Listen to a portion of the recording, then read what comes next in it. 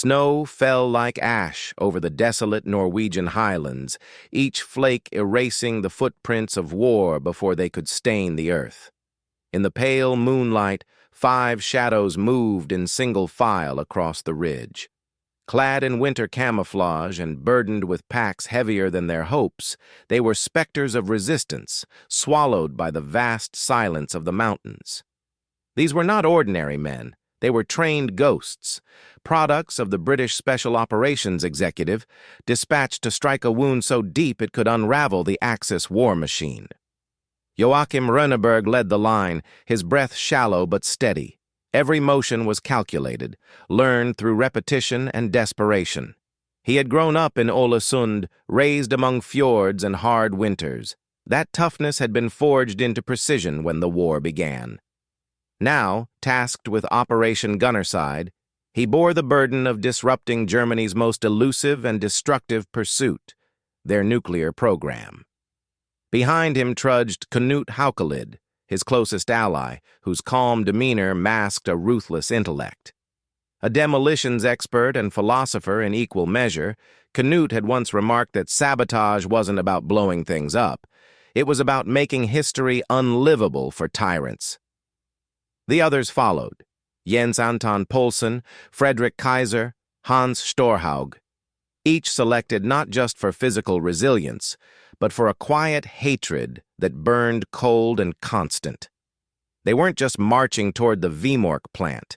They were moving toward the hinge of fate. The Nazis had seized the Norsk hydro facility to produce heavy water, a critical component for atomic fission. If they succeeded, the Reich could possess a bomb capable of ending the war in a single flash of horror. The Allies had failed once before in Operation Freshman. The Gunnerside team was their second, and likely final, gamble. Failure meant more than defeat. It meant obliteration. What the commandos did not know, as their boots crunched softly against snow and time, was that something else watched them.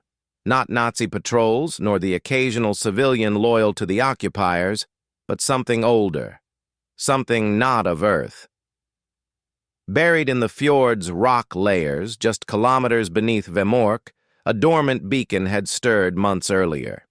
Triggered by human electromagnetic frequencies and the unnatural resonance of uranium enrichment, it had begun to blink, once, then twice, into the void. On the outer edges of the galaxy, ancient sensors registered the pulse and passed it along, star to star, until something listened.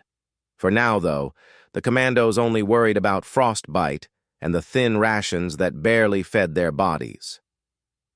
When they reached their designated drop point, an abandoned hunting cabin tucked into a fur-covered slope, they didn't speak. Words were too costly. A look from Rönneberg was enough to send Kaiser to check their gear while Storhaug secured the perimeter. Later that night, as the wind howled and the stars vanished behind clouds, Rönneberg unfolded the creased map and pointed to a narrow bridge just outside the facility. It was their insertion point. Guards were sparse, but barbed wire and floodlights turned the terrain into a chessboard of death. Every step closer to the plant narrowed their options. Every hour increased the risk of exposure. "We'll go tomorrow night," he said, voice hushed. "Shortwave says German units rotated out yesterday. New ones won't know the terrain." "Or our faces," Haukelid added. "But it won't matter if the detonators freeze again." "I checked them," said Jens. "They'll work." For a moment, silence returned. The fire hissed as someone dropped in another splinter of wood.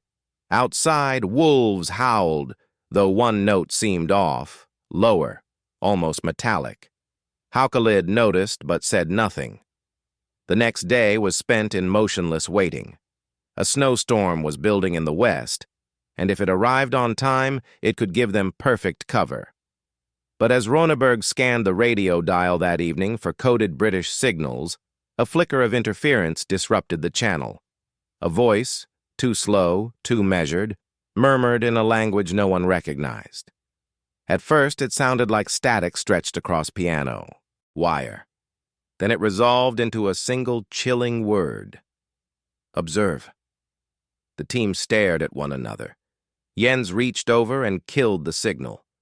Knut, always the rational one, dismissed it as German psychological interference.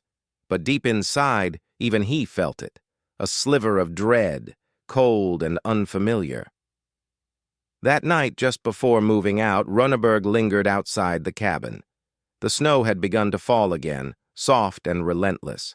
He touched the pouch containing the explosives, then the compass sewn into his parka. His breath fogged the air. The mission was clear, the danger immense. But what now gnawed at his thoughts was not the armed guards or freezing weather.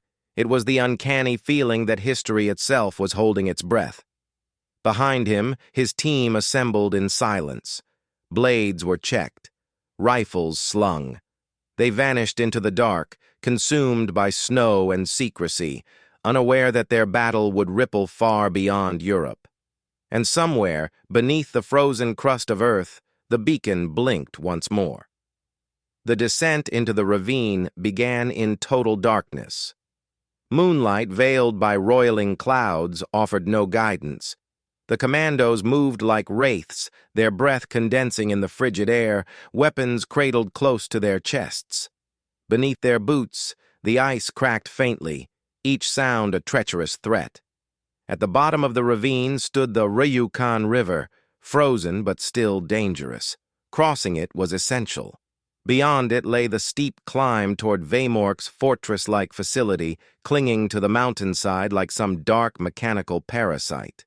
Runneberg paused near a snow-covered outcrop. He gestured silently, and the group crouched behind the rocks. Above them loomed the enemy stronghold, lit by floodlights that created hard shadows and blinding zones. Tall chimneys exhaled plumes of white steam, a sign that the heavy water production was active. Every second they waited, the Nazi bomb project inched forward. Beside Runneberg, Haukelid scanned the facility's perimeter with narrowed eyes. He noted the pattern of the guard patrols, counting silently under his breath. 9 guards, 2 dogs, floodlight rotation every 47 seconds, he whispered. Windows tight, Runneberg murmured back. Bridge access? Gates closed, but there's a maintenance tunnel beneath the west foundation. Hidden, narrow. Runneberg nodded. Then that's our road in. Their breath was short, not only from exertion but from the gravity of what they were about to do. Each man had trained for sabotage, but none could ignore the scale of what failure meant. If they succeeded, the Nazi nuclear project would be crippled. If they failed, the war might be lost in a single apocalyptic instant. Kaiser, the youngest of the team, adjusted the strap of his pack and whispered, "Do you think they know we're coming?" "No," Storhaug replied without looking at him, "but something else might." They all turned slightly at his words. Since the night before, a strange tension had pulsed beneath their mission, an unseen current flowing alongside them. Storhaug's tone wasn't nervous. It was certain. Runneberg shook it off. "Focus. We finish this, we get out." They made the final ascent toward the facility's base under cover of wind and snowfall. The tunnel Haukelid had mentioned was hidden beneath a metal hatch half buried in ice. They spent several minutes clearing it in silence. With a gentle creak, it opened. A steel ladder descended into darkness. No alarms, no sensors, just cold and void. They entered one by one, the sound of boots on rungs muffled by gloved hands and taut nerves. The tunnel was claustrophobic, the air thick with rust and old electricity. Ahead, faint light flickered. A maintenance bulb, perhaps, or something else. They moved in tight formation, fingers on triggers, eyes sharp. Runneberg led them through the serpentine corridor, bypassing sealed doors and junction boxes, humming with the faint life of the facility. Finally, they reached the turbine chamber, a cavernous, echoing space dominated by humming generators and heavy machinery. At the far end stood the electrolysis hall, the heart of heavy water production. "This is it," Haukelid whispered, pulling the small canvas sack from his coat. Inside were the shaped charges, delicate, deadly, precise. They split into pairs. Runneberg and Kaiser planted the first charges beneath the steel tanks, wires laid with meticulous care. Storhaug and Poulsen worked near the intake valves, their faces grim in the red emergency light. Haukelid remained watchful, knife unsheathed, ears straining for the smallest noise. It was then they heard it. A soft hum, not mechanical, not organic. It came from below, from beneath the turbines. It pulsed in rhythm, not unlike a heartbeat, but slower, deeper. A sound that seemed to resonate in bone rather than ear. The team froze. "It's coming from the sub-basement," Kaiser murmured. "That's not on the schematics." "No time," Runneberg said. "We do what we came for." But as they armed the final charge, the ground trembled faintly. A low-frequency vibration shook a wrench off a nearby workbench. Light flickered, then darkness. For 5 seconds, only breath and silence. The backup power buzzed on. The team stared at one another, more alert now. Haukelid turned toward the sub-basement access hatch. "Whatever that was, it's waking up." A klaxon wailed suddenly, sharp, metallic, unmistakably human. Someone had noticed the blackout. Footsteps echoed above, voices barked in German. "We're compromised," Storhaug snapped. "No," said Runneberg, voice steely. "We finish this." With a final twist of the timer dials, the explosives were set. 10 minutes. Enough time to escape through the tunnel. But as they began to retreat, the floor panels near the sub-basement slid open. From the darkness rose something alien. It hovered, a sphere of polished obsidian etched with pulsing red glyphs. Tendrils of plasma or energy arced gently from its surface, seeking contact. The air grew colder, not by degrees but by presence. Kaiser stared in disbelief. "That's not German!" Haukelid fired instinctively, but the bullet ricocheted off its surface. The sphere responded by pulsing once, and suddenly the lights above shattered. A beam of light, no, of memory, of thought, shot from the sphere and enveloped them all.